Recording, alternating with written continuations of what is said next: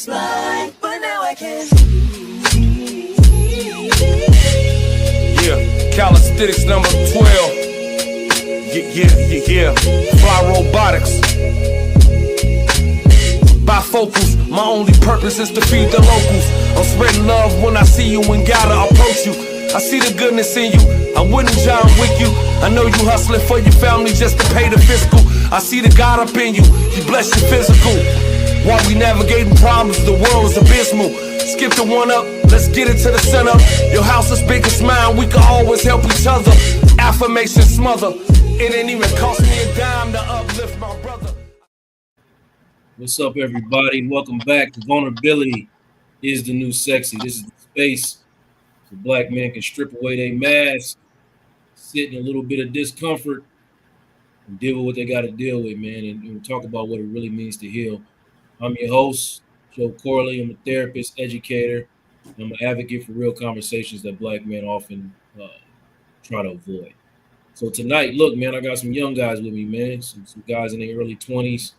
We're here to talk the truth. We're here to talk about mental health, manhood, and what it means to grow up in a world where the rules keep changing on us. The pressure never stops. And, so we're talking about, a different generation. And we're not preaching to nobody. It's about presence. So let's lean in. Let's listen. Let's normalize some of the things we got going on. I got Marcus. I got my boy Jay with me. And I got my nephew Malik. And we're here to talk about some things tonight, man. How y'all doing, fellas? I'm doing good. I'm sorry, my camera. I'm great. Yeah. Okay, don't worry about it, man. As long as we can hear you, eventually it'd be better if we can see you. But before we talk about, where we're going, we gotta name what we have to protect. All right. So a lot of us learn young, really young, that vulnerability can get you hurt. So being vulnerable is never the cool things. Let's talk about when we first started to put the mask on, how heavy it became. So I'm gonna start with you, Marcus. What emotion were you taught, if any, was not okay to show up when you grow up? And if you feel like sharing, where did you learn that? I'll say probably like being like soft or being like sad or like showing that, or like just like acting out in general.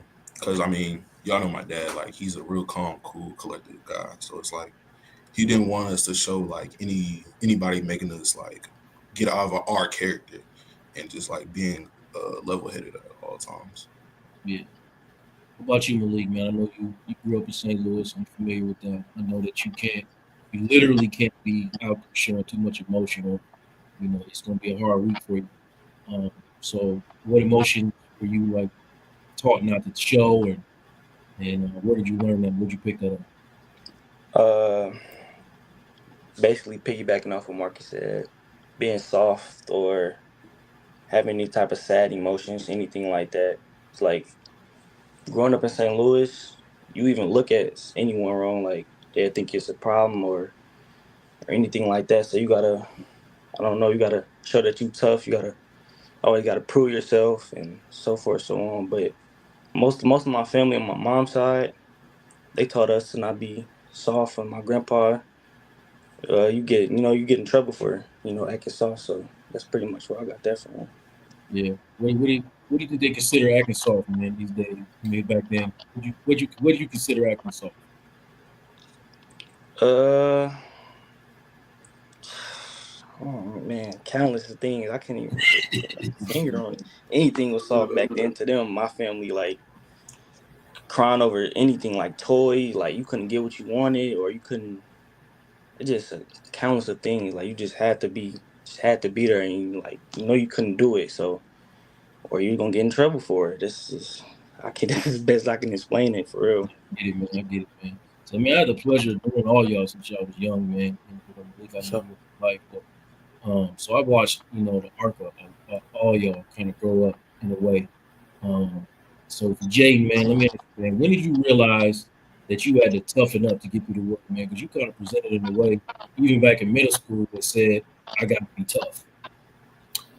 I mean, honestly, I had two older brothers, so I could show emotion. I'm not even gonna sit up here and act like I had to play tough because they really got me ready for anything that I had to face in the real world. To be honest, that's why I'm so big on my brothers because for them to be giving me knowledge and showing me things that like how to be a man, and they weren't even men.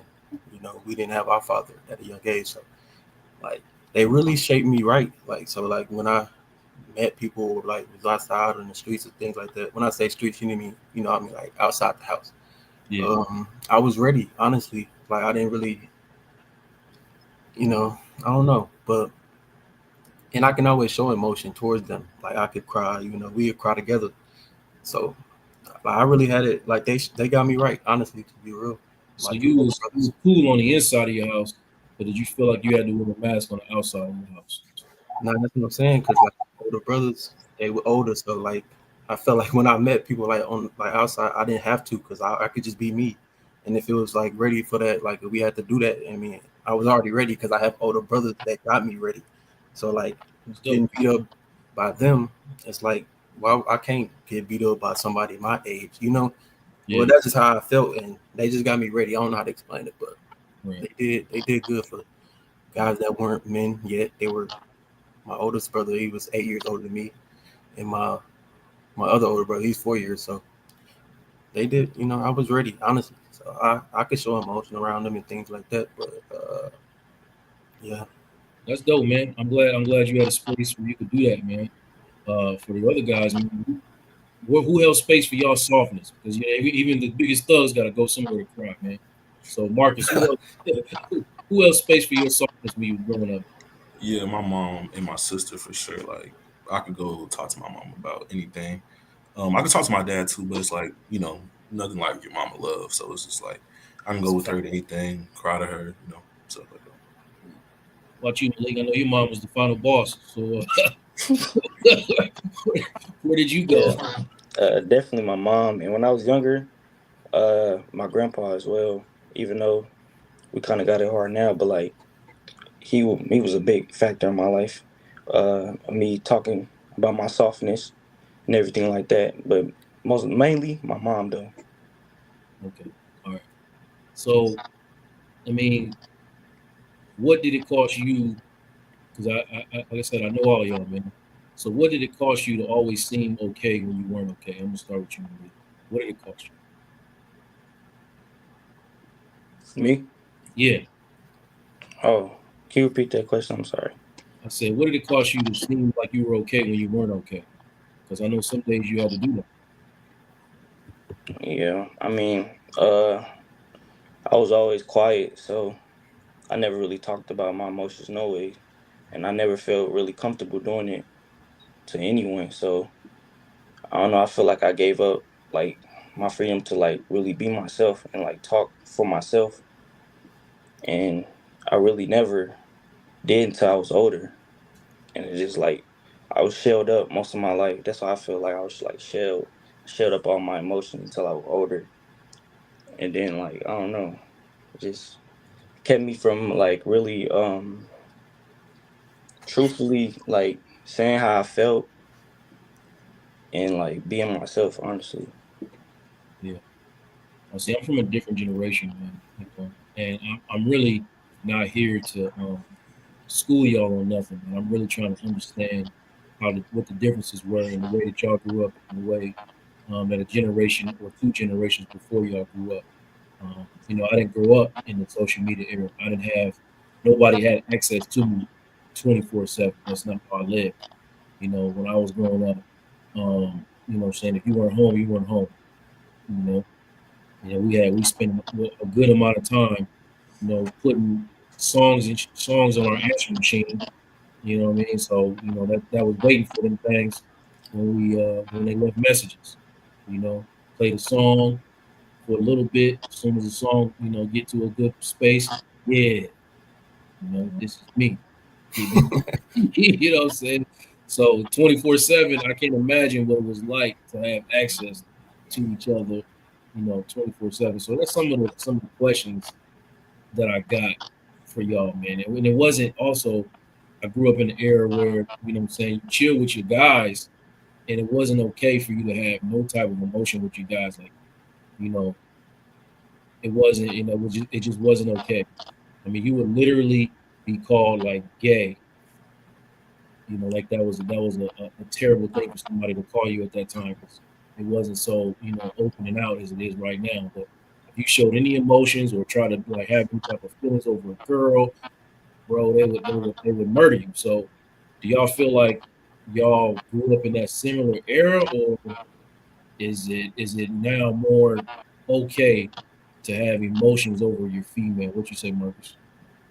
Um, like now for sure, I can talk to all the guys about it because they're getting married and stuff like that. So it's like I can have those conversations and be vulnerable with them guys because like I've known them since like, especially like our crew, like I know them since I was like 9, 8 years old. So it's like I can do it, but like in like middle school, probably not. Like we didn't talk about it like that, but like in high school, when we started getting like emotions for real, like real relationships and stuff like that. So it's like we definitely did, and I felt like it was definitely open for the talk. We still crack jokes, like for sure, but like we could still talk about it though. Yes. You couldn't even begin to approach those situations. At least that's how I grew up. You in the chat, you out there listening, and you had a different experience than I did. I'm 44 years old. Please let me know. But I mean, in my generation, you could not do that kind of stuff. Man. You couldn't have those type of conversations without getting clowned. And another thing that I learned, and maybe I'm gonna ask you, Jay, for your generation, that I learned you had to knock down as many as you could to to be considered a man or to be considered masculine. You couldn't just I have mean, it's cool just to love up on one. You got to try to knock down as many as you can. Is that something you learned in your coming up? You had two older brothers. I mean, I ain't gonna lie. My older brothers, they was doing that, but they was hiding a lot of things from me. I was always know, but with them, but growing up here, like in the colony, a lot of our friends, like Marcus knows. I mean, everybody had, they time, I guess to say. But like, so I wouldn't say we had to knock them down early. I mean, we was just living life, having fun. But I mean, now, I mean, what I'm on now, I'm gonna be 25. I'm trying to have some kids and just chill. I have fun. You know, I don't really have to do that no more. Like, but I mean, I have friends. I mean, I'm still young and so are they. So I'm sure they still trying to, knock them all down if Yeah. they haven't done it. But no, I'm not on that right now. I'm truly trying to have kids, just chill. That's what it's about to me. And how old was y'all in 08? 8. 8 years old. Marcus, you was like 7, 6. 6, 7. I think you about 6, 7. 6. I want to talk about, what I'm saying, the title of this episode is the world has to be men, right? Because this is the country we live in. So I'm really just asking y'all experience. And y'all don't gotta make nothing up, but I want to talk about what y'all experienced growing up. In 08 is when like Obama got elected, so that was like a big deal. I was 28 years old at that time. I That was a remember big that. yeah. And he had an 8-year run, right? So that's basically a large majority of y'all childhood. Y'all had a black president. That's a different experience again. Mm. I First ain't of all, never thought of it like that. yeah, exactly. So what I'm saying, in the long year history of our country, what I mean. Y'all basically developed in a time where a black man is president. And I don't know because that's y'all don't know no different. Do y'all feel like that had any impact on the way you saw the country or the way you showed up in the country? Because I mean, the whole time you was growing up, this was a thing. Now for us, people of my age, like this was an incredible. Uh, and I'm only 28, so at the time I was only 28. That was an incredible achievement. Like I never in a million years thought I would see it. So imagine somebody that's 38, 48, 58, 68 looking at that. But for y'all had 8 years of developing, going through school. This president. So I guess, um, how did it have any impact or shape on your identity as a black boy? Uh, Who want to go? go ahead, Jay. You go ahead, man. He's like, you I want to go. mean, I mean, when Obama was elected in '08, I always said, y'all probably could agree, I always felt like life was better around when he was elected. But I only say that is because I was a kid. You said from '08 to 2016, from 8 to 16. Right. So I feel like that's why really it felt as if though it was like a fun time, or the country felt smoother. It's only because I was a kid. I feel as if though, but now, I mean, honestly, I've always been the type. I never really cared about that type of stuff. I always just tried to control what's like around me, because like the country is so big. I mean, and I can't control that. So I really never honestly cared. Honestly, it might sound sad, but I really No, that's never. what I want to know. I want to know because I mean, like we have y'all generation. Do y'all have a lot of emotions around it, or is it just this is the norm? So we don't really, look at it that way. You know what I mean? Like, Mhm. what do you think, Malik? Did you have strong emotions? No, basically the same thing by what he said. It's not a big deal. It wasn't a big deal to me at the time. I didn't really understand. I was 6. I wouldn't really focus on the president of the United States and stuff like that. But I mean, I'm kind of getting a grasp of it now, the difference. But Donald Trump and everything being in office. But at that time, no, I wasn't really focused on it. I think that's important. I think that's important for people to understand, man. Because I think sometimes people look at your generation and expect y'all to feel away, right?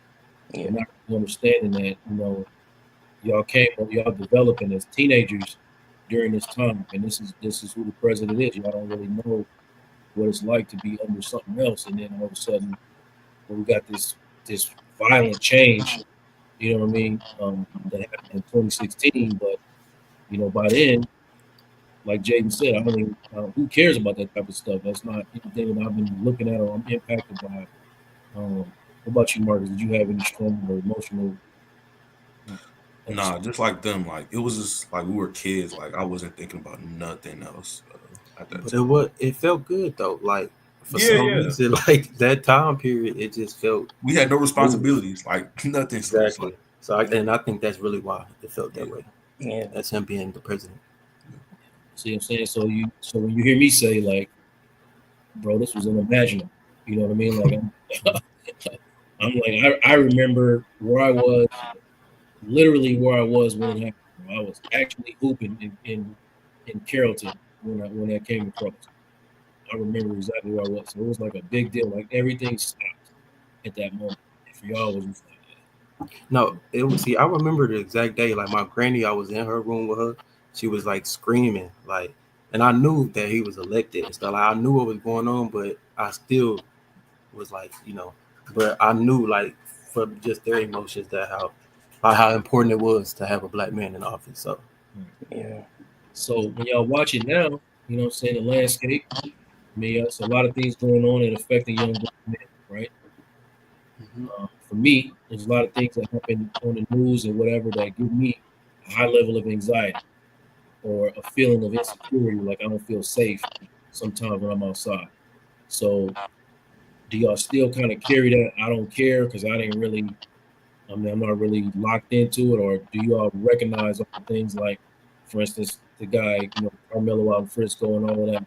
Does any of that like have impact on the way you move when you outside? Do you have any kind of differences in the way that you what I'm saying, go about your life, your everyday life, based on what you see right now? What about you, Marcus? um, I feel like I don't change my way. It's just like from growing up, like my dad just made it like that emotion thing. Like I really don't like get out of character usually.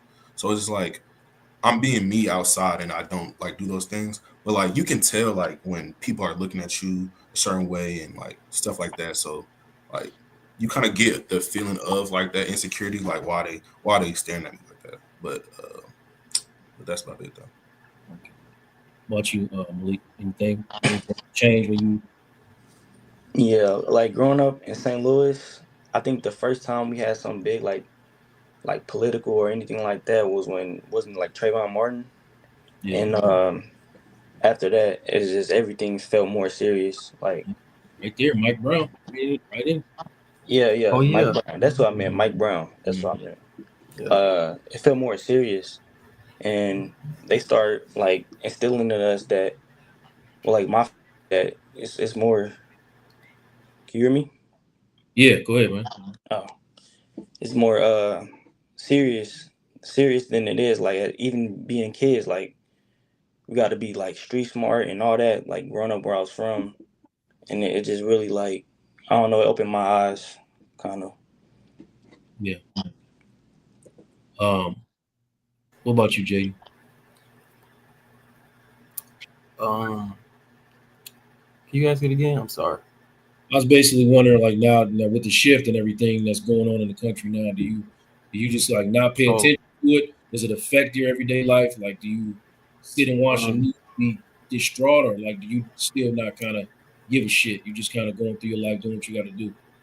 nah. I've always see that's it, like I've always cared about like how I am on the streets, and again, when I say streets, I mean just when I leave the house, like as in encountering people. So I always, no matter who I encounter, white, black, I mean, I just try to be me, and I always see danger, like off the rip. Like I always see it right away, so I know how to avoid that. I mean, sometimes you might not see it with coming, but I just try to be myself. And if negativity come towards me, uh, I'm just prepared. But I mean, with the country, you know how the country. I mean, racial things and like that. I mean, that never really like people saying some racist to me or whatever. Like it never really bothered me. It never did because it's just words. And I low key find it funny. I can laugh at it, but yeah, I never really been like bothered with things like that. Yeah, man, I'm just curious, man, because like I said, man, like again, we talking about generational stuff, right? Like different generations of stuff. Like we grew up, and we don't have cell phones on us, so we out somewhere. You know what I mean? And somebody still get to calling us coons or whatever. We got to make maneuvers right then and there. Ain't no, and you have a way. You feel a way. Like right now, but this is a different time, man. Like y'all might not be as affected by that type of stuff as as my generation was. You know what I mean? Like you damn near ready to throw down and fight. Now, what I'm saying, you got, you know, white guy black and white guys saying the N-word together. Like we can't we that would never be a thing, man. That would never be a thing back then. But I was just curious about that, man. I'm not gonna stay on that too long. But uh, you know, I just I want to talk about, the healing space, man. I'm gonna talk about therapy. Therapy still isn't normal in a lot of black homes. Um, when you're in a black home, sometimes it's considered, taboo to say that you're going to therapy, even though it's more and more acceptable and certain than it ever was. But there's still some homes where I ain't going, right? And even though we dealing with, a considerable amount of trauma in a lot of different spaces, and we need healing.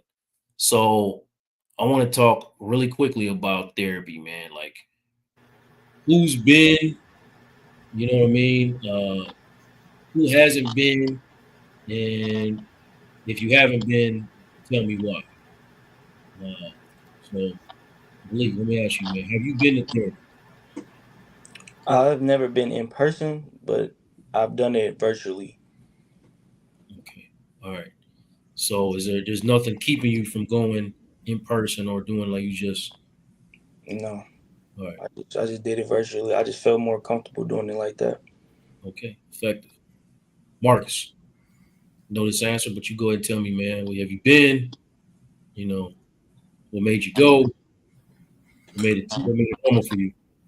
Yeah, I've been. Yeah, for sure. I went my first time. I think my freshman year in college. Just like with all like the changes and stuff, like I wasn't ready for like college, especially coming from like COVID to college.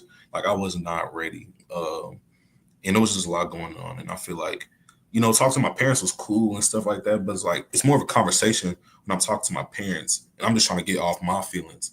So it was just like I need just to talk to somebody, and I talked to my coach. Then he set it up, and then from there I've been doing it since. Honestly, I'm still in it right now. Okay. Do you see a lot of people around you? I mean, you in locker rooms or whatnot. You've been in locker rooms for over a decade at this point. Yeah. You know what I'm saying? Do y'all have these conversations like, hey, bro, go to therapy, or Mhm.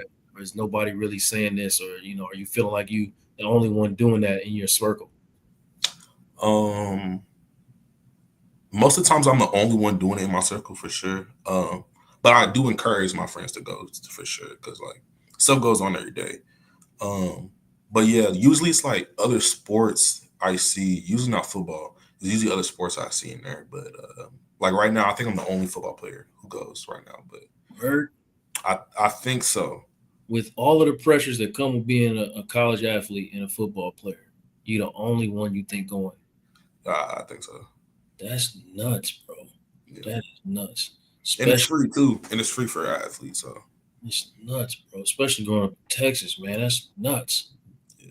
Anyway, what about you, bro, Jaden? What about you?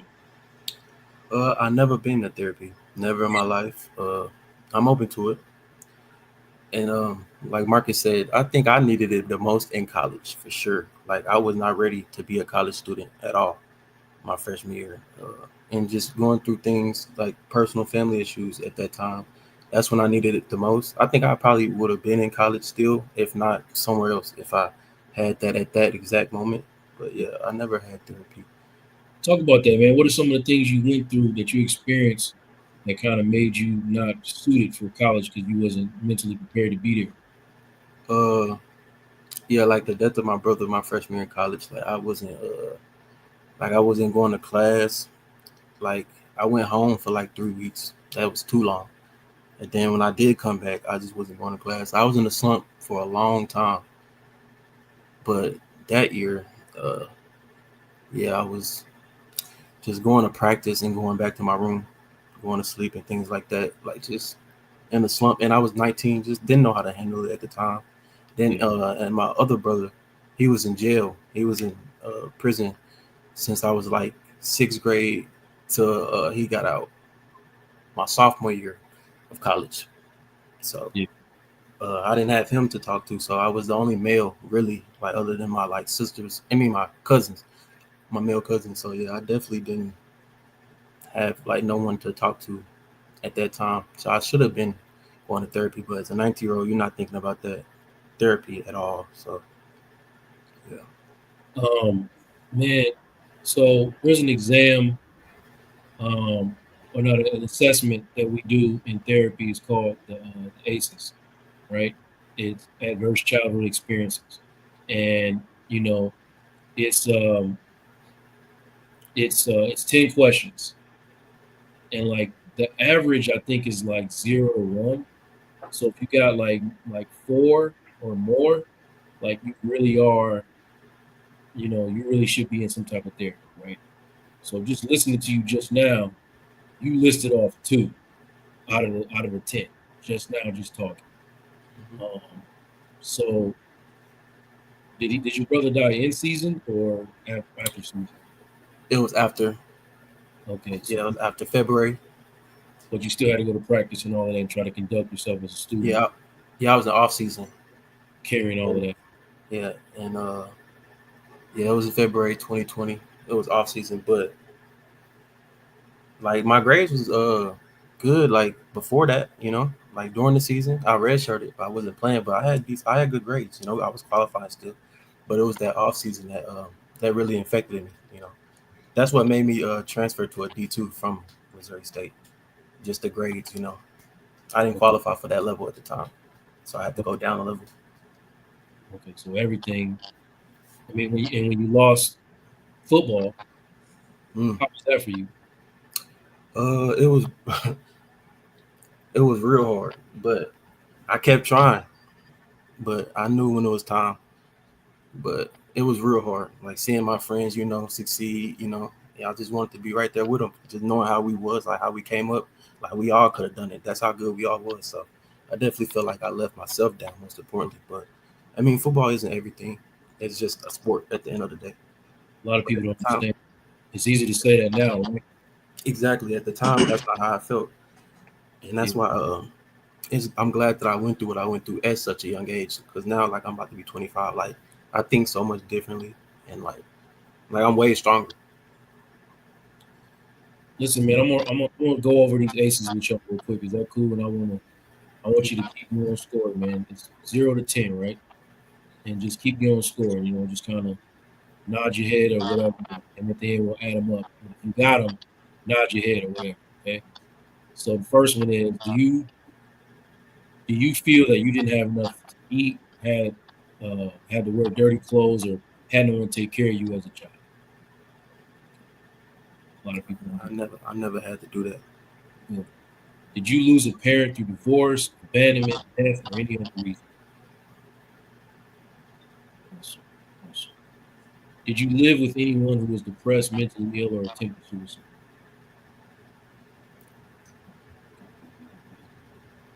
Do you live with anyone who had a problem with drinking, drugs, including prescription drugs? Did your parents or adults did your parents or adults in your home ever hit, punch, beat, or threaten to harm each other? You Yeah. watch each other, okay? Right? Okay. Did you live with anyone that went to jail or prison?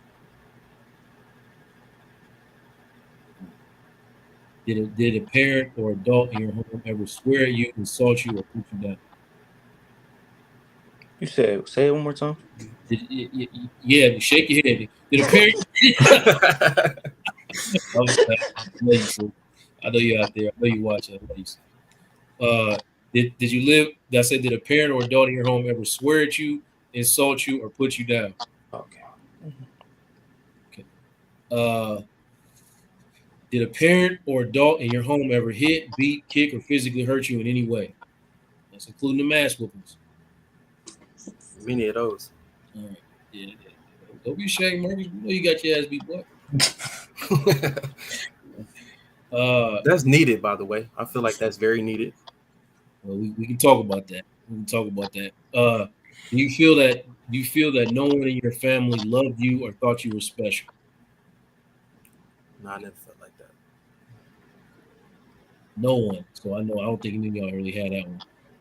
And the last one is, did you experience? And you don't gotta confirm or deny this if you don't feel comfortable doing it. But did you experience any unwanted sexual contact uh, growing up?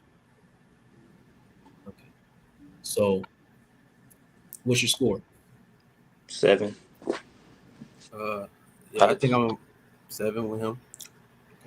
Yeah, I lost count. I ain't gonna lie, I stopped counting. My bad. Yeah. That's cool, man. So think about if you have 4 more of those, just 4, then you're a significantly higher risk of mental health disorders, substance abuses, or chronic diseases. So the fact that none of y'all are experiencing that, it said, it's something to be honestly proud of yourselves. I have about 8 of those, you know, and I'm standing here with y'all today. You know what I mean? So just know that a lot of people don't really overcome those type of things, man. They go through those things and they don't come back from it in a significant way. So that's why I always try to tell people, man, to have empathy for other people because you don't know somebody's lived experience. You might just be judging a person for the way they're showing up and not knowing that, when they had no control over their situation, they was experiencing those type of things.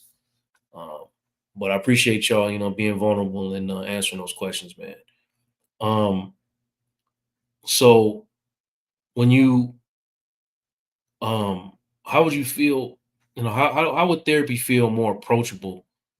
Uh, like I'm saying, like y'all were all kind of like grown men. Y'all were going through them things as children. But I know Marcus and Malik have been to therapy, but y'all didn't really get into it till y'all was pretty much grown men, right? So is there a reason or a barrier that kept either one of y'all from going earlier when obviously if you look at those situations, you needed them? I'm gonna start with you, nephew. I don't know. I generally don't have an answer. I just felt like I didn't want to go. I didn't want to go at the time, or I feel like I didn't need it, even though I did at a real young age. But I don't know. It just felt like I didn't need to go. Did you feel like when you going through first of all, how did it feel to you going through the ACEs thing and hearing that you scored a 7, man? Does that make you feel away or is that shocking to you? I no, I expected it. I Okay. expected it. So did these things feel normal to you growing up? Yeah, it did. Hmm. So hearing and recognizing now that they weren't normal, Yeah. does that have any impact on like the way you see it or the way you think about damn I overcame some bullshit? And the national average is between, despite the fact y'all live in communities where you think that might be higher, but actually it's not. It's really like 0 to 1 is like the average. Yeah. If all of America took that test, that's where they're gonna land. Hmm.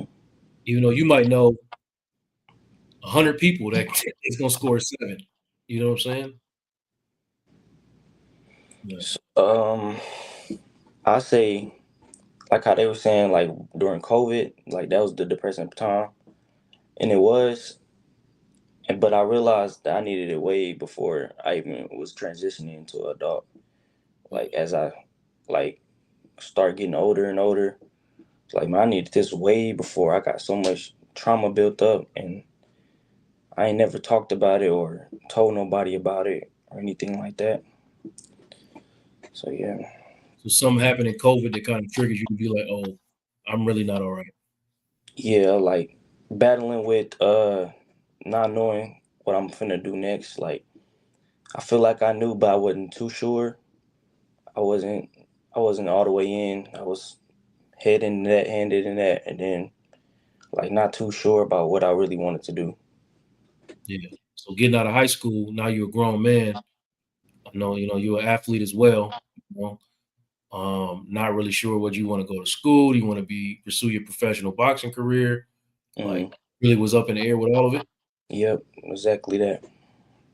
Okay, okay. You feel you're getting more peace with it now. Or you still trying to deal with it? Yeah, I'm way more at peace with it now. It's like uh, I know what I want to do. Like I got a plan now. Nobody really sat with me and just talked about like a real plan, like really seriously, like put it in my like like getting on me about it. I mean, my mom did, but like I don't know. I feel like I just didn't have enough push into yeah, knowing what I really wanted to do. Certain pockets of the world where like people live, and it's like no other place. You know what I mean? Like I haven't been everywhere, but I know like if you go to New York, that's not like being nowhere else.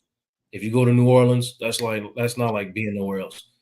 If you live in St. Louis, bro, behind them project walls, man, or whatever's going on in them, bro, you don't even know. Like there's some people in them hoods of St. Louis that have never been out of like a 10 block radius, bro. Yep.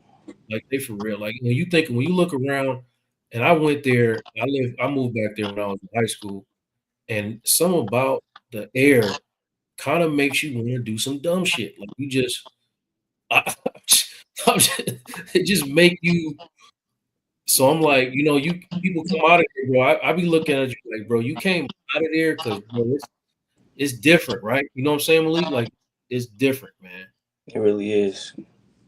Everything you're saying is like 100% accurate. Like the air there, it don't feel like I don't know how to explain. You can't be happy there or something like You that. can't be happy. That's what I'm saying. Like, bro, you can't be happy, man. I was literally, me, man. You know me, man. Y'all know me, man. I was literally getting shot at in St. Louis, bro. Like, you just be on some otherworldly. It's way out of your character. So it's like, Exactly. it Exactly. just, I'm not even like that. Like I'm a chill dude, and yeah. you getting put in them situations like, dang, am I finna survive this? Like this is crazy. Be in gang fights. We don't even know why. Like, why am I here? You know what I'm saying? Like, well, I'm not a tough guy like that on that Mm, level at all. But I was involved. You know what I mean? Like I had bullet holes. It was rough. It was rough. But anyway, man. So since we're talking about sports a little bit, man. A lot of us, what I'm saying, were raised on the field or on the court or wherever, or in a boxing ring, and we were praised by, how fast we ran or how hard we hit, how well we performed. Our performance was everything. But rarely were we humanized. Were we humanized? Uh, Especially, I don't know what other cultures around the world could say, but I've kind of observed in Texas, you really get dehumanized as an athlete, man. Like it's really, it's the only place in the world I know they got a B and a C team, bro. Like If you don't, up north, if you don't make the cut, you don't make the cut, you out of there. Ain't no B team, ain't no C team, you know what I mean? But it's like, here is you an athlete by any means necessary. And even in that C team player, bro, his dad still believes he's going to make the league. He's on C team. Okay? Can't fight his way out of a wet paper bag. Okay. Getting tackled by the cones. And and he's gonna make it. All right. He up in the coach's face, screaming and hollering at him. Like it's just an unrealistic, it's unrealistic society, man. So, but I want to talk about the mental load of being an athlete, man, and what it taught us about worth, identity, So how did seeing yourself as an athlete, how did it shape?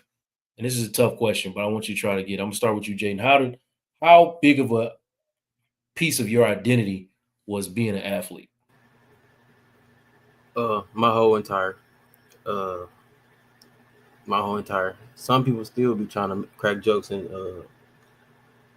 act like you know how people say the word fell off, stupid shit like that. Like, I'm a grown man, I don't need to be an athlete no more, you know what I'm saying? But anyway, I mean, it was fun while it lasted, I mean, I don't really see it like that no more, like, So you because got I'm not an athlete no more. I'm no longer that. So yeah. How long did it take you to get to that space, though, man? You're like, okay, how many years removed from being an athlete? Like, okay, I'm not an athlete now. You know what I'm saying? I'm a worker. Probably about 3 years. 3 years, bro. Yeah, what's crazy? I was working when I was at JUCO. I was in Arizona and Miami. I was working out there in JUCO. I felt like I was a worker then, but I was still trying to play that sports. Just trying because I wanted to just keep doing it. But like Malik said earlier, I definitely didn't have that push like that. I didn't have that at all. Like, I had my brother was incarcerated, and my other brother, he was in like doing street stuff. So like, I didn't have no male figure guiding me. It was just me. Like, at the games, it was just me. My mom was working, and I never like. That's the thing. Like, I never really cared that my mom was not at my games because she was working. I knew how important it was that she had to work so we can still live. So I never really felt no type of way. I always like understood like things very at a young age just because how I grew up. Like, I never fought like my mom for anything. Like, I understood. A lot of people just never like they felt like they just never understood. Like, I just knew. And I wasn't an athlete, but I was like the first in my family to go to college, right? So you try to carve out that path, and there's nobody in front of you that's ever done that. So nobody really understands what the hell you doing. Like, for you, you had your two brothers. One, you know what I'm saying? What was your older brother at when he passed away? What was he on? Selling dope. Selling dope, and the other one was in prison, right? Mm-hmm. Here come little bro. He going to college. Yeah. What do we talk to him about? What do we tell him about? He's doing something we've never done. Not even come close to it. Exactly. That's exactly how it was. But that motivated me so much, especially like just talking to my brother from a jail cell. That motivated me like so much. Like, but I understood that so early. Like, it's different for everybody. I grew up way different. That's why, like, moving to the colony, like, that's why I appreciate the colony, because this is a place I always, from day one, could be myself. Before this, where I lived, I gotta like act hard because people looking at you crazy. It's just different. So that's why I appreciate it. Just moving here. Period. That's what I was talking about in the beginning of the episode. You had to wear that mask. You know what I mean? Who knows if you don't get an opportunity to take that mask off? Yeah, it didn't work out the way you wanted to work out, but you might have never gone and had that experience. Now you got an experience that one day maybe you have a child or anybody in your family. Like, hey, I did this, so I seen it. I know how to be that. You know what I mean? And I can pass some knowledge on. Hopefully, you take what I give you, Yeah. you make it more than what I did. You know what I mean? 100%. I got a nephew. My oldest brother that passed, he have a son. So yeah, I definitely be putting the knowledge in him. Yeah, for sure. Marcus, man, you know what I'm saying? It's a big, large part of your identity, man. I've never known you not to play a sport. You actually that little ball in Gave you a lot of benefits, gave you a lot of stress too. You know what I mean? Talk about your value, how it's kind of been a large part of your identity, and talk about the pros and the cons of that if you Yeah. can. I would say like growing up into like middle school, like I definitely it wasn't just sports because like my mom always wanted me to do everything else. So she like put me in choir and like drama and all that stuff. Like, Mhm. but in high school for sure, like as soon as like you get on varsity, it's just like football, like or just sports in general, just is your whole life. Like I just didn't. Sometimes I just like that's all I did. Like I never did nothing else. Like I'm always at practice. I'm always training. I'm always with you basketball. I'm always doing something athletic related. I'm never just like chilling. Like it's either chilling or it's just playing. Like that was it. The pros, it's just like the recognition, of course. Like just people knowing you for that. Like that's cool. Like you can't not like be like that's a cool feeling. Like everybody know you for that.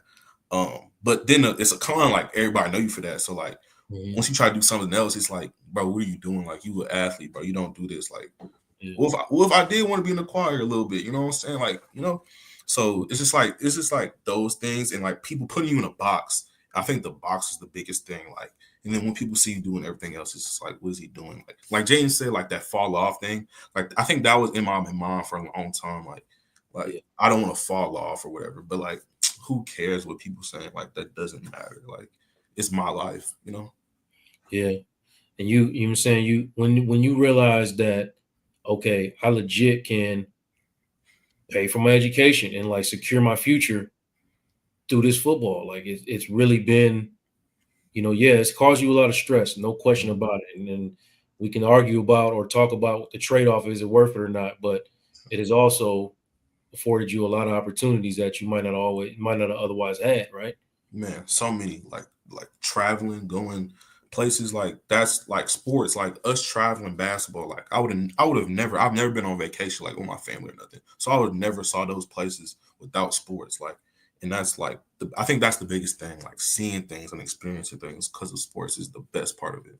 Yeah, man. I'm glad you said that, man. I need to hear that sometimes, man, because Yeah. really, I'm like, what are we doing? Sometimes we take some L's here, take some dubs here, Mm. but at the end of the day, y'all seeing the country the way we did, you know what I mean, had an impact, lasting So, impact. so San Antonio, Come on, bro. Come my on. bad, bro. We're having a peaceful podcast. My We're bad. having a peaceful time, bro. Don't do that, man. Don't talk about You're right. it. But nephew, man, when you think about, what I'm saying, boxing, right? You box. Why would anybody do that shit? You know what I mean? Like people don't just you don't they say you can't play boxing. Right? You're not playing. I mean, I know you played a lot of the sports and you're good at everything you can touch, but you actually, are earning income off of boxing currently. Right? Why or when did you feel like, okay, I'm gonna do this because I'm making money off of it, or because like this is my only way? Like, what was your mindset to make you like get in that ring and like, why would you do that?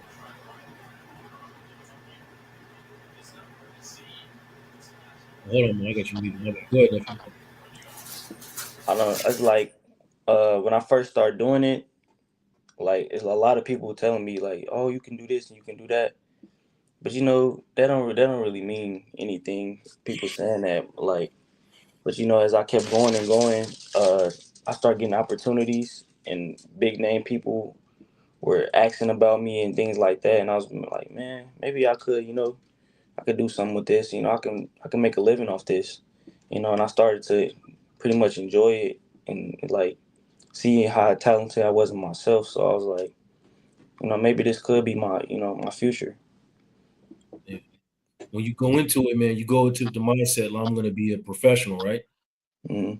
So do you have you steady with that mindset, or is it kind of like I'm just doing this to earn some income right now, and it's just something I'm doing for the time being?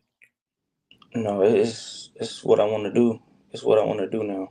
Like Okay. I feel like I want to be a professional until my body can't no more. It is kind of body. What's the word? Like it turns my body down, but while I still have it, I think I'm good for the most part. Yeah. A side note, man, what did it feel like when you earned your first dollar off of actually doing some shit you love? Like, damn, somebody actually pay me for this shit. The first time I got paid for boxing, it was when I sparred this dude in Vegas. Uh, and this coach was like, "Oh, you really interested in me?" He's like, I'll pay you today, and I'll pay you for the next few weeks if you stay here in Vegas and spar with him in his camp and all this and all that." And he gave me like $500 for like 3 rounds, and I was like, "Dang, this is a lot at the time." I was like, "Dang, Yeah, a lot." And uh, just for 3 rounds of sparring, I could do that any day in my sleep. And so when I realized that, I was like, just for sparring somebody, this dude is this caliber, he really not even better than me. So I'm like, I know I can make some money off this. that's Sure. insane. Yeah, I don't know that exact feeling, but as a therapist, the first time somebody paid me to talk to him, I was blown away. Like, oh, y'all gonna keep paying me to talk to you? Hell no. Hell no, man. Oh, man, I had to come out the shiesty. Like, hey, Marcus, I was wearing a shiesty, man. Collected my first check. I was in therapy on YN status, straight up, like with the shiesty, man. But man, I had a question for you, Marcus. Do you still feel like what I mean, as a professional career, like still in your sights, or do you feel like I got to start grieving the fact that I'm on to something else now? I'm not gonna lie, not before Miles got signed to the Vikings the other day or the other week. It was like it could be over, but like that turned me up so much. I ain't gonna lie, like seeing that with like, cause like Gonzo, like come on, bro, first round pick, like that was out of my mind already. But like seeing Miles do that, it was really like motivating. So I was like, yeah, I gotta try to go get this for sure. So Hey, I'm definitely like have my side on it. for people who don't know, man, your class, you graduated with like a good 10 or plus professional athletes. Man, what? And Jaden, you probably got what, 5 or 6 professional athletes in your class, right? I mean, it's Nah, but I always tell people, Marcus in them class, the best class, the funnest class I ever played with. it's out of control, right? I mean, we Yeah, talking they, not just yeah, football, but like across the they board. special. Everything. The girls are better than us, so Yeah, it's a gang of professional athletes, man. So I don't know what that does. I don't know if that's a good thing or a bad thing, man. Like, what does that do to you, man? When you watching, when you was with total, you was at the top of this pile. At some point, you at the top of the pile with everybody, right? People is like moving on and becoming professional athletes. Is it motivating or is it deflating? I think it's both. Like the comparison factor, of course, that's gonna be there. So it's just like that's the hurting part. But like I love seeing my friends like go on. Like I'm not hating. Like come on, bro. Like they living their dream. Like that's amazing. It's just like the comparison. Like dang, like I could be doing this too if a certain situation went this way. But like it's just really motivating at the end of the day. Like it's like Donnie from Jaden class. Donnie's still playing. Donnie's in Canada, I think. So like, Canada, come on, bro. Like I And can do he this. you get the and he money. one of the ones you would never You feel, expect it. Like you the feel me? smallest dude growing up, So that's very motivating. I do Y'all like crazy. that, No, I caught Donnie when he was in second or third grade, man. and it was very obvious he was going to do something. I coached him in basketball and football for like multiple years. He was easily the clear. He was separating himself back then, so it don't shock me at all that he's doing what he's doing, man. But he was small. He is small, Yeah, but passes almost what, man. So yeah, man, that that's heart though. yeah, that's dope, man. I just wanted to know, man, like for you, Jaden, did you have to grieve? Like you went to college, you know what I'm saying? You know what I'm saying? You was a top tier football player, especially your senior year, man. Like, did you have to grieve like, okay, I'm not gonna go pro no more? You went into college or you went into the next level thinking you was gonna get there, right? 100%. I always thought I had, and then like Marcus said, seeing the people that we know, I definitely could have, but I mean that's fine. But I just want to make it as something else. Like we all could be at the top, but we all could be doing different things. Like like that's how I see it now. Sure, Like I don't have to be playing sports, but like we gonna be there. I'm gonna just be doing something different. sure. Um, That's how I see it. No, it's good, man. I appreciate your mindset on it, man. I really do, man. I'm proud of you, man. Um, Appreciate it. you know, I know that I'm talking about this in extension, man. Obviously, the pressure of this, we lost somebody to this, so to that pressure, you know what I mean. So it's good to have these conversations. Hopefully, somebody that's dealing with this knows that they can go somewhere and um, get the kind of help they need, bro. Like I said, man, we all suffered a significant loss to the pressures of these of trying to go pro or wanting to be pro, everything that means. You know what I'm saying? And I know y'all have to grieve that. And like I'm saying, I just appreciate y'all sitting here having this conversation with me because I grieve it too. Um, but Appreciate that, me. yeah, no, for sure, man. I want to have these conversations more and more, man. Like these are the conversations we need to have. Um, I want people of y'all generation to be more open to getting mental health services earlier in life, um, so we can catch a lot of the things that get missed. You know what I'm saying? You understand what I'm saying for real? Yeah, for sure. I So definitely just wish that he do that. It's not everything. This is, sport isn't everything. some It's people not believe everything. that. Some people believe that, though. Not for sure. I mean, I did at one point, but you And it's know, not just sports, man. It's performance in general, man. Like yeah. it's like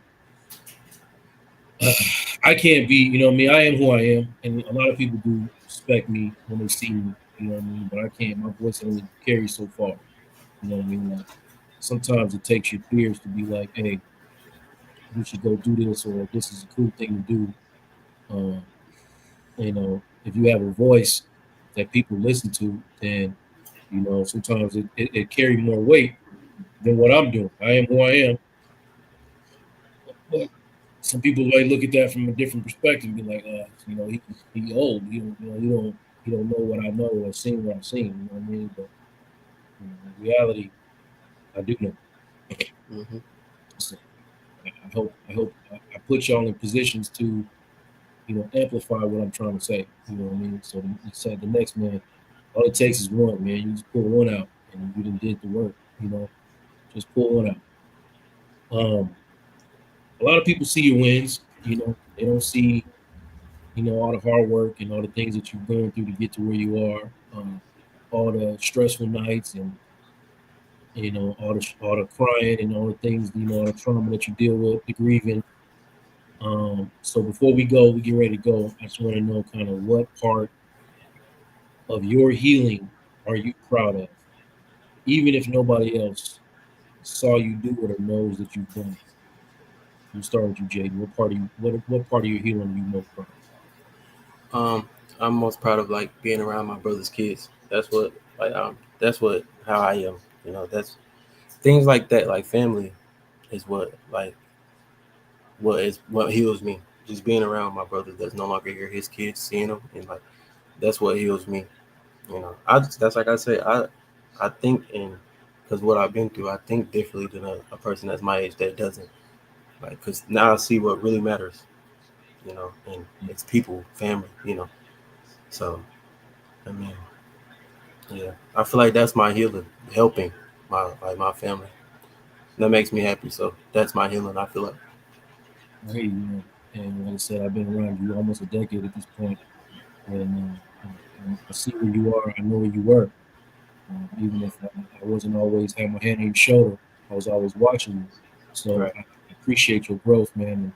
And I told you last time I saw you, man. One of the biggest moments for me was when you broke down in my arms uh, at the wake. You know what I mean? That was a big moment for me because it showed me, what I'm saying, where you were with your vulnerability, with your mentality.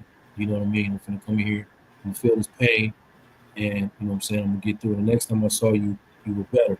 So I'm proud of you, man. I just want you to, I want you to know Yeah. you're proud Appreciate it. while you're right in front of me, for sure. Appreciate it. Uh, Marcus, man, what part of your healing are you most proud of, man? Because you've been through a lot. Yeah. I would say uh the feeling of like getting over like not being loved, because I feel like I struggled with that a long time, like not love from like my family of course, but like other people, and like having a genuine like feeling of love. I definitely got over that for sure. And I think that's what I'm really proud of because I was really beating myself up for that for a long time. Yeah. You really okay? So you felt in the streets. You didn't feel love from the streets. Yeah, like just words. Like sometimes I just hear it and like people not showing it. So it's just like I don't know, like am I able to be loved? And that was like a really big thing for me. Yeah. Appreciate that, man. Like I said, man, I've watched you, man. Been in the trenches with you, brother. You know what I'm saying? Many times, man. So, and I watch you pull yourself out, say what you need to say, man. I've seen you in your darkest moments, and you know how I feel about you, man. I don't want to tear up or nothing, man. But I love you, man. I'm proud of you, man. And keep moving, bro. Yeah. You know what I mean? We're gonna see you across the finish line, and it's been what you've been able to achieve without having the ability to read is incredible. Bro, you know I'm dyslexic, bro. You know that's hard, bro. Uh, I was about to give you your flowers and everything, but never mind, That's bro. I can't read. No, I'm good, man. No, I'm just playing, man. You was incredible, man. You know you're incredible, man. You know how much I love you, man. Nephew, man, you done been through a lot too, man. What are you most proud of when it comes to your healing and the man you are today, man? Stepping up and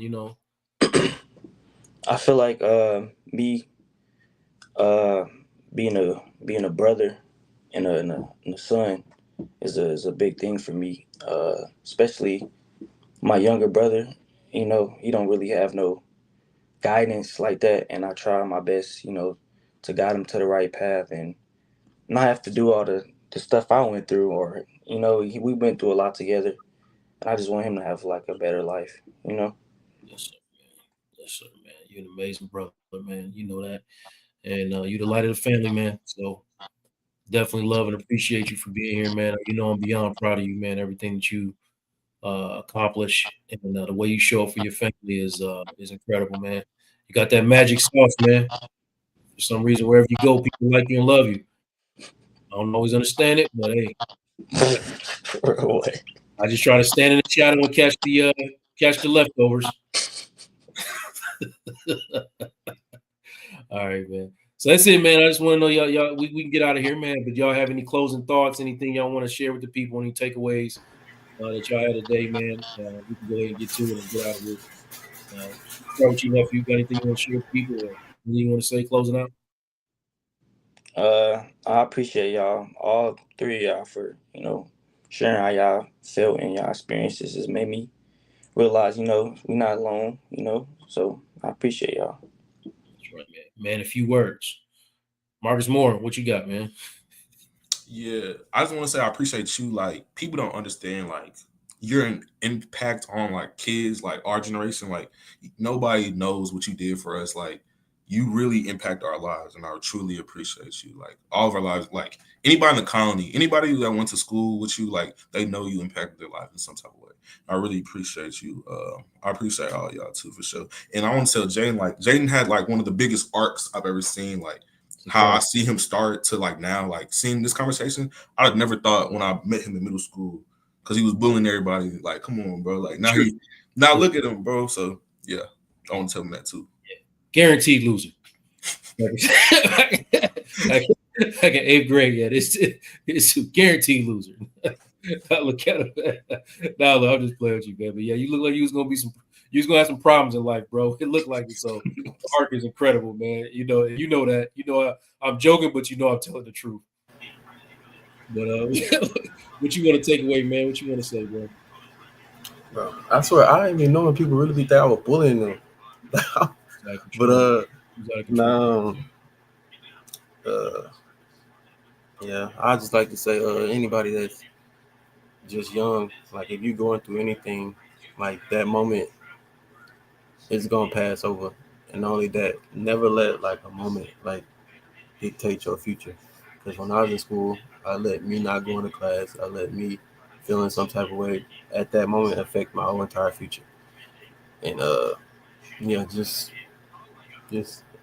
uh just don't let one moment just ruin you, It's gonna pass. Don't pass. Don't pass. Trust me. I've seen a lot, been through a lot, had a lot of struggles, man, but I'm standing here today with purpose, every day.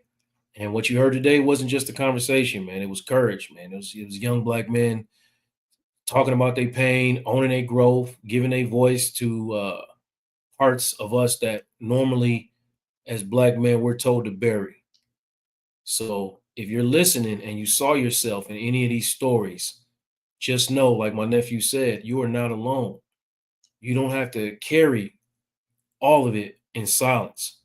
The silence is what's killing you. It's what's harming you.